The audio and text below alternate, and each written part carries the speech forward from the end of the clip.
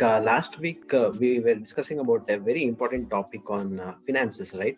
So to summarize on the last week's topic, Robert was mainly mentioning about books, audios, and the workshops. He was attending to gain more knowledge on finances. So today we'll continue it and conclude it. Okay, seeing the difference, as I was telling about difference between a person who is investing on this and person who is not investing on this, right? Robert was telling about usually, right, we invest on stocks, real estate, right? So actually Robert also has done that, but he actually in fact likes people who first invest on their brain, okay, on our mind, right? So he talks about the impact, the self-discipline, the impact of self-discipline on finances, right? Take an example. If a person wins the lottery, okay, what does he become, right? Do we hear him again? If you see, like initially KBC, when the first person who won 1 crore, I think his name is Ashavardhan or something, I think. Okay, he won 1 crore. We celebrated, it was great. But what did he do with it 1 crore, and what did he become afterwards? We never heard his name again, right? So same thing he tells, like when we get money, we immediately quickly spend on things, anything, whatever it is, on maybe liabilities mainly, right? So are we investing that on assets? Okay, that is one question we need to ask. Okay, and one more thing is, it tells you, like, you take all, we have heard in forwards also, right? We can take wealth from a person who really knows how to make it. Okay, even if he comes back to zero, since he knows how to make wealth, he can acquire it and get it back.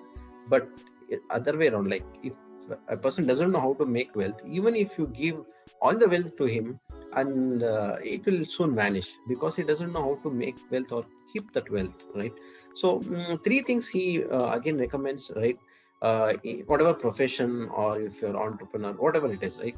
If management of cash flow, okay, management of people, and management of personal time, these three things are very important. Let me repeat it: management of cash flow, management of people, and management of personal time.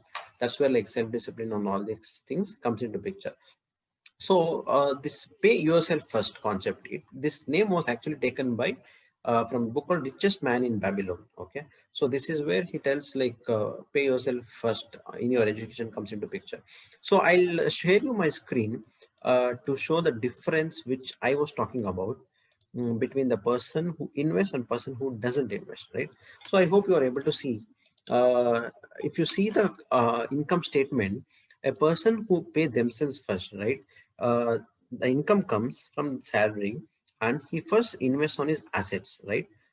He saves or invests, and then he whatever is left out, he will pay to expenses like taxes, rent, food, whatever it is.